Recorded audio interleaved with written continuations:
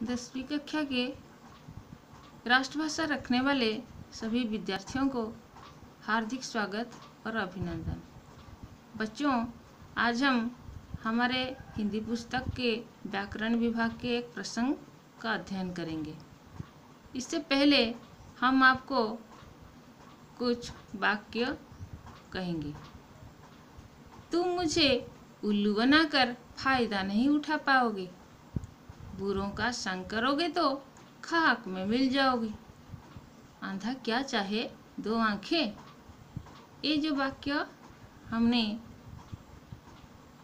बोला, तो ये उल्लू बनाना, खाक में मिल जाना, अंधा क्या चाहे दो आंखें, ये एक एक वाक्यांश या पदबंध है।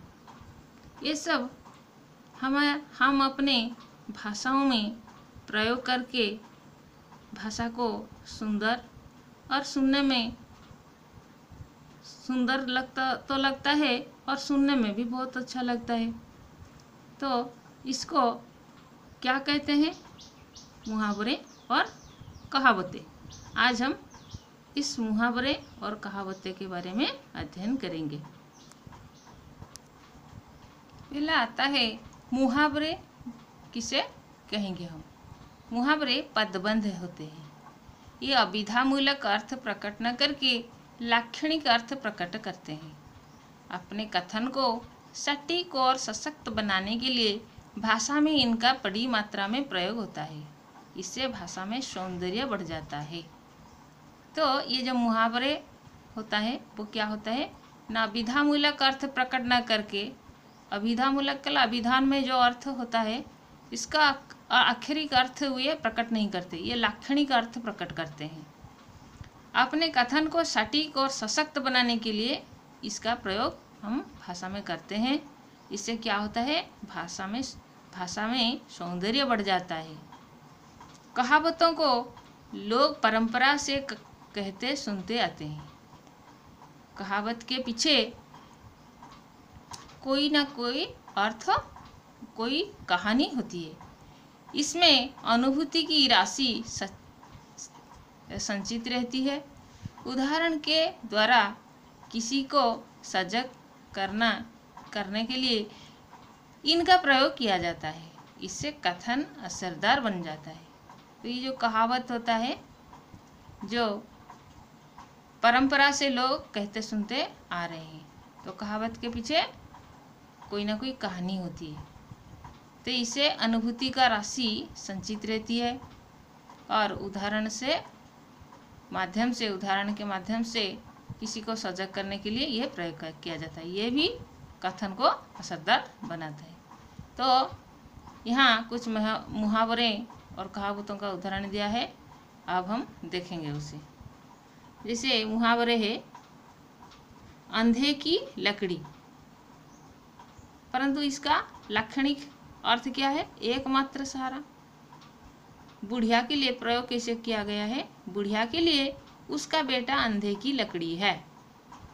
आंखों में धूल झोंकना, धोखा देना। तुम मेरी आंखों में धूल नहीं झोंक सकते।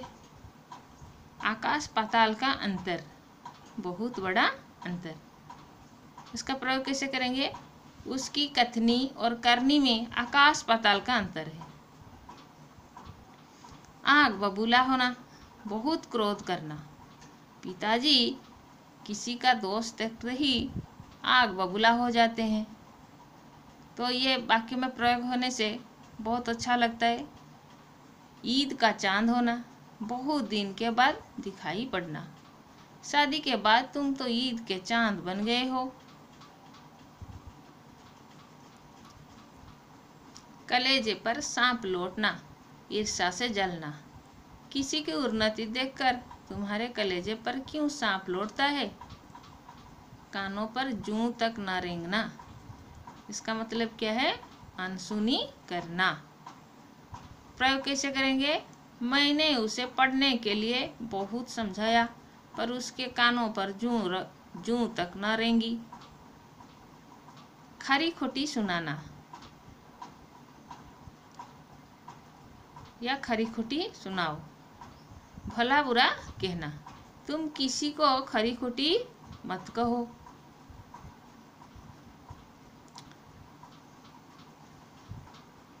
तुम किसी को खरी खोटी मत सुनाओ। खाक में मिलना, बर्बाद करना। अब जो वाक्य हमने बोला था, बुरा का संग करोगे तो खाक में मिल जाओगे, तो खाक में मिलना का मतलब है बर्बाद करना। कुपुत्र वंश मर्यादा को खाक में मिला देता है। गुड़ गोबर करना, इसका अर्थ क्या है? काम बिगाड़ना। तुमने सारा काम गुड़ गोबर कर दिया। गोबर गणेश, मूर्ख, मूर्ख को गोबर गणेश कहते हैं। वो तो गोबर गणेश है, उसे क्या समझाओगे? घाव पर नमक छिड़कना, दुखी को और अधिक दुख देना। उसकी नौकरी चली गई। इतने में साहूकार ने रुपए मांगकर घाव पर नमक छिड़क दिया, तो दुखी को और दुखी दुख देना। तो इससे ये जो कहावत है, जो मुहावरे हैं, इसको हम प्रयोग कर सकते हैं। घाव पर नमक छिड़कना।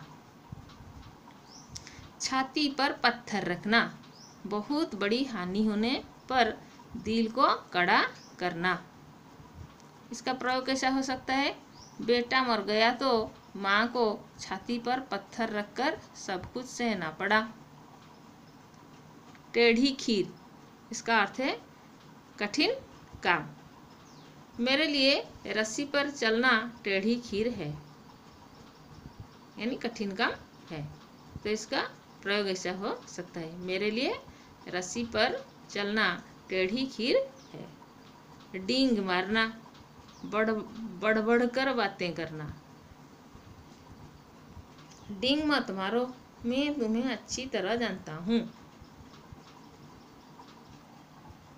दांतों तले अंगुली दबाना, आश्चर्यचकित रह जाना। इसका प्रयोग कैसा हो सकता है? जादूगर का जादू देखकर मैं दांतों तले उंगली दबाकर रह गया। दुम दबाकर भागना, इसका अर्थ है डर कर भाग जाना। इसका प्रयोग कैसे कर सकते हैं? पुलिस को देखते ही चोर दुम दबाकर भाग गया। नाक कटना, बदनामी होना। ऐसा कुछ न करो जिससे परिवार की नाक कट जाए। पानी पानी होना, इसका मतलब है लज्जित होना। बेटे ने चोरी की तो पिताजी पानी पानी हो गए। कितना अच्छा लगता है ये पानी पानी हो जाना। तो इसका मतलब है लज्जित होना। तो इस तरह से वाक्य में इस मुहावरे को हम प्रयोग कर सकते हैं। फुलाना समाना, अत्यधिक प्रसन्न होना। बच्चे खिलौने देखकर फूले न समाये। बीड़ा उठाना, जिम्मेदारी लेना। मैं इस काम का बीड़ा उठाता हूँ। लकीर का फकीर होना, पुरानी प्रथा पर चलना। ये जो कहावत, जो मुहावरे हैं, ये सब हमने पिछले क्लास में भी पढ़ चुके हैं, तो ये इससे हमें याद भी आ गया होगा। लकीर का फकीर होना, पुरानी प्रथा पर चलना। जो लकीर के फकीर होते हैं वे नई बात स्वीकार नहीं करते। लोहा मानना, अधीनता स्वीकार करना। महाराणा प्रताप ने अकबर का लोहा नहीं माना। श्री गणेश करना, आरंभ करना। मैं आज इस काम का श्री गणेश करूँगा। हाथ धो बैठना, खो देना। ईमानदारी से काम करो, नहीं तो नौकरी से हाथ धो बैठोगे। तो कितना अच्छा लग रहा है जब हम मुहावरे को वाक्य में प्रयोग करते हैं। अब देखेंगे कहावत का अर्थ हम समझेंगे। जैसे कहावतें हैं, अंधा क्या चाहे दो आँखें। इसका अर्थ क्या है? मन चाही वस्तु का बिना प्रयत्न से मिलना। तो ये जो वाक्यांश है तो ये इसका अर्थ हमें दिखाई देता है कुछ, परंतु इसका अर्थ कुछ और होता है। मनचाही वस्तु का बिना प्रयत्न से मिलना। अंधों में काना राजा, गुणहीन लोगों में अल्प गुण वाले का आदर होना। अधजल गागरी छलकत जाए, ओछा आदमी बहुत इतराता है। इसका अर्थ है ओछा आदमी यानी नीच आदमी बहुत इतराता है। अब पछताए होत क्या, जब चिड़िया चुग गई खेत। अवसर बीत जाने पर अफसोस करना व्यर्थ है। इसका अर्थ है अवसर बीत जाने पर अफसोस करना व्यर्थ है। अपनी गली में कुत्ता भी शेर, अपने क्षेत्र में निर्बल भी शक्ति प्रदर्शन करता है। आगे कुआं पीछे खाई, दोनों और विपत्ति। उल्टा चोर कोतवाल को डांटे, अपना दोष स्वीकार न करके पूछने वाले को दोषी ठहराना। ऊंची दुकान फीका पकवान, केवल बाहरी दिखावा। इसका अर्थ क्या है? केवल बाहरी दिखावा।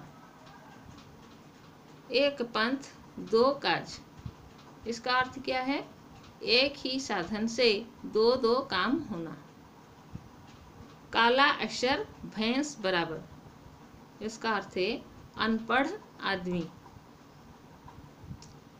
चोर चोर मौसेर भाई, मौसेरे भाई एक प्रकार के स्वभाव वाले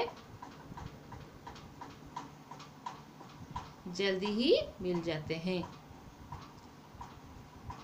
चोर चोर मौसेरे भाई एक प्रकार के स्वभाव वाले जल्दी ही मिल जाते हैं। जल में रहकर मगर से बैर, ये सब हम कभी कभी अपने कहने वक्त हम व्यवहार करते हैं। इसका अर्थ क्या है? किसी के अधीन रहकर दुश्मनी नहीं करनी चाहिए। जिसकी लाठी उसकी भैंस, ताकतवर की ही विजय होती है। इसका अर्थ है डूबते को तिनके का सहारा, असहाय को थोड़ा सा सहारा भी बहुत होता है। दूर के ढोल सुहावने, दूर की वस्तु अच्छी लगती है। धोबी का कुत्ता, न घर का न घाट का, कहीं का न रहना, सभी में असफल। इसी क्षेत्र में इस का जो कहावतें हैं इसको हम व्यवहार करते हैं। नाच न जाने आंगन टेढ़ा, काम में खुद अयोग्य पर दूसरे पर दोष लगाना।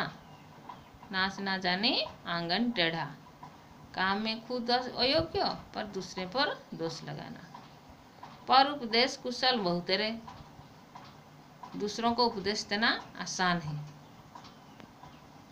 बंदर क्या जाने अदरक का स्वाद, अयोग्य व्यक्ति अच्छी वस्तु का महत्व समझ नहीं सकता। इस क्षेत्र में इस कहावते को व्यवहार करते हैं। बिल्ली के भागों छींका टूटा, संयोग से परिस्थिति अनुकूल होना। मन के हारे हार है, मन के जीते जीत। मन की दृढ़ता या दुर्बलता पर सब कुछ निर्भर है। मुंह में राम बगल में छुरी, दिखाने के लिए मित्रता पर वास्तव में शत्रुता। इस क्षेत्र में इस कहावते का व्यवहार करते हैं। लातों के भूत बातों से नहीं मानते, नीच लोग डरने से ही काम करते हैं। लातों के भूत बातों से नहीं मानते। हाथ कंगन को आरसी क्या, प्रत्यक्ष के लिए प्रमाण की आवश्यकता नहीं है। होनहार वीरवान के होत चिकने पात, महान बनने के लक्षण बचपन से ही प्रकट होने लगते हैं। बच्चों, ये जो मुहावरे और कहावतें हमारी किताबें हैं, हम इसको अच्छी तरह से पढ़ें और इसका अर्थ और कैसे हम वाक्य में व्यवहार करते हैं, किस क्षेत्र में व्यवहार किया जाता है, इसको याद रखें।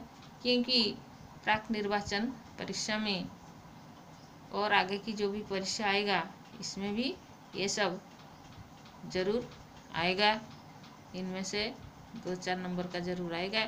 इसलिए आप उसको ध्यान से पढ़ें और याद रखें। आज के लिए इतना ही, धन्यवाद।